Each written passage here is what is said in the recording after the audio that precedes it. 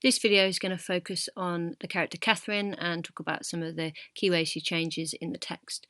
So, first of all, we're introduced to Catherine, and she seems to be like a young and naive, essentially a kid. I mean, she's 17 years old, but she certainly doesn't behave like a 17-year-old now might. She's desperate for the approval of Eddie, who's like her father figure, even though he's her uncle. And in the opening sequence, she is excited to have him home, and she's wearing a new outfit, and she's so desperate for him to love it. And actually, he's a little bit disapproving because he perceives it to be too short, and we later find out that's because he's a little bit jealous of anyone looking at her in a sexual manner.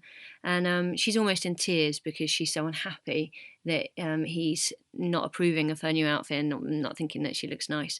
And this naivety and this need for approval is there throughout. So she's just been offered a job, and she's so desperate for Eddie to be approving of that job. And she's gone home and chatted to Bea about it and tried to get her on side, who of course is on side because she wants Catherine out of the house and to grow up.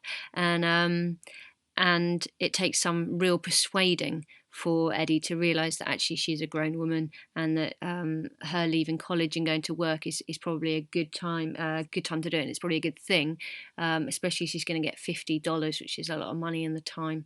That's quite an interesting point as well, because the fact that she's going to be paid such a high amount, and the fact that she was picked from the whole class, does indicate that actually, despite her naivety and her seeming immaturity, Catherine must be quite an intelligent and capable young woman, because otherwise she never would have been chosen for that. She perceives herself, and she describes herself as quiet and nice. She says that to Rodolfo when she's talking about how she treats Eddie. And it's interesting, later in the text she reflects on how she has always treated Eddie. And she says that she's kind to him. She can sense when he's unhappy and he needs to be left alone, or when he needs someone to just be nice and quiet. She recognises when he just needs a beer. And what's interesting about that is that her character relationship with him is probably moved from being a child, where he was roaming the streets trying to find work and taking out of his mouth and Beatrice's mouth to feed her, so very much like a parent-child relationship, to almost a wife relationship, classic 50s wife, waiting for your husband to get home, making him happy, giving him a beer, all of those things to satisfy your husband. She's absolutely in denial about that. Whether or not she even has an awareness in the beginning of the play is questionable, but certainly as the play develops, it becomes quite apparent that there is an issue, that Eddie has a sexual feeling towards Catherine, and she's in denial about it. Beatrice talks about the fact that Beatrice could potentially be jealous of Catherine. And Catherine's like, I never thought about it before. And Beatrice says, well, you should have. And there's this kind of onus that Beatrice puts on Catherine, that actually she should have been, at the age of 17, aware enough that Eddie's feelings had become more than platonic. Whether or not that's fair or not is another thing, because actually she's his niece, and so one could reasonably assume that your uncle isn't going to have sexual attraction to you, generally, and so I kind of pity her, because of course she wants to deny that, but Beatrice very much, because she doesn't want to blame Eddie for his feelings, very much seems to blame Catherine and her behaviours. So she acts like a child around him. She hangs out when he's just in his underwear in the bathroom, and she throws herself at him, and in many respects that could be seen quite sexually. And that's obviously a problem for Beatrice, and it's a problem for Eddie too. But quite early on in the play, Rodolfo arrives, and it is like an immediate infatuation.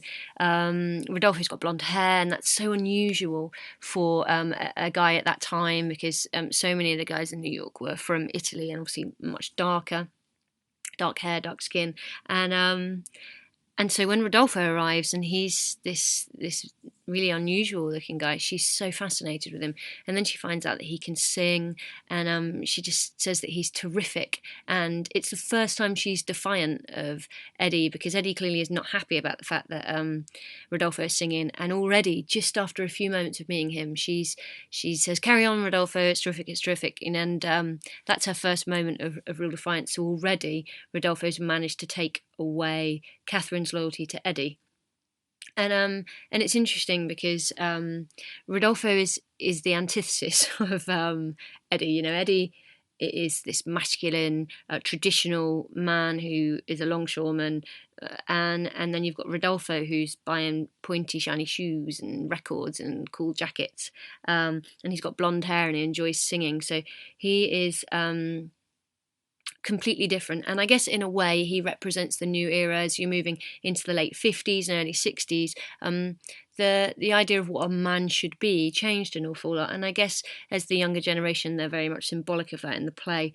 And Catherine tries desperately to impress Rodolfo.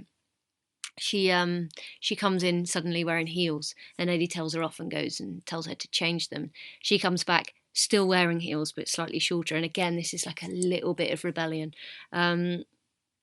And she enjoys spending time with Rodolfo, and they hang out and go to the cinema, and Eddie is not happy about it, and he feels very much that Rodolfo should have asked permission. That's interesting because it implies, obviously he's not her father, but it implies this ownership. Now that ownership would have been quite classic in the 50s for a father and a daughter, but of course he is not her father, and the ownership he wants of her is actually sexual, which is difficult. She's quite naive again in her relationship with Rodolfo. She's fascinated by what he has to say, like the fact that lemons and oranges grow on trees, and she's just so interested to hear what he has to say, even though he's just an average seeming guy, really. She never really, before Rodolfo arrived, had questioned Eddie very much. There's a hint of it with the job, but even then she's very much asking his permission. And when she gets back from the cinema, she actually directly questions Eddie and says, listen, why won't you give Rodolfo a chance? He's really respectful of you. And Eddie tries to basically undermine the relationship that Rodolfo and Catherine have. And that's really damaging to Catherine. And at first she sort of takes that on board and starts to worry that maybe Rodolfo does just want a green card and just wants his papers basically to stay in America. But later on that's then turned into anger really against Eddie, because she loves Rodolfo and Rodolfo is very clear that he loves her back. And this defiance grows in Catherine, and this is kind of how she changes really in the play. She chooses to dance in front of Eddie, even though she knows that he's going to hate it, and obviously Eddie really struggles with that. And that point in there, particularly with the idea that Rodolfo in Eddie's own home has taken Catherine, because he's holding her and dancing with her under the eyes of Eddie. It's very much a symbol of the fact that possession of Catherine has moved from Eddie to Rodolfo, and Eddie even says that himself when he says that Rodolfo has stolen her like a thief. There's also it's quite interesting that once that's happened, it moves quite quickly to this sexual relationship, and they have Rodolfo and Catherine have this brief argument, and largely that's just fueled by her insecurity. But soon it becomes what is essentially going to be a sexual relationship, and they move to the bedroom, and still there's this naivety in her when she talks about teach me.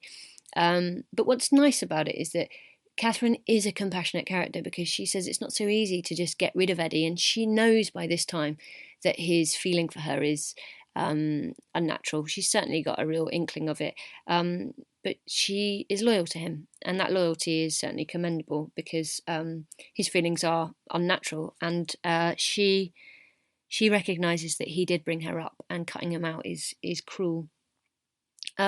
What's interesting is that Catherine was essentially morally created by Eddie.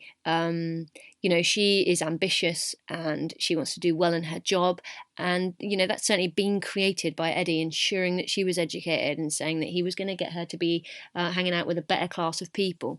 And notably, part of her moral code is about loyalty to family and loyalty to the people around you.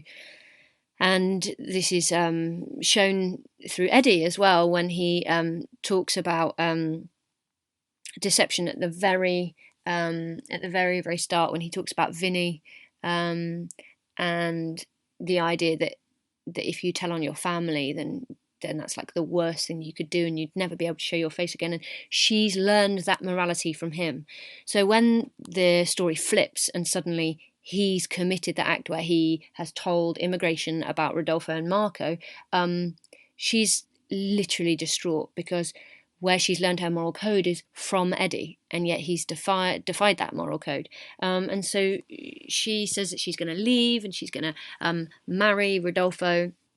And that really fuels, the anger fuels her defiance, because she started to realise that actually Eddie just doesn't want to let her go, and that he's willing to go to all lengths, and she thinks that's morally wrong. And so it gets to the point where she calls him a rat, and I think that that is probably indicative of the depth of love that she has for Rodolfo, that because he's then been taken away by immigration, that's fueled her hatred to Eddie.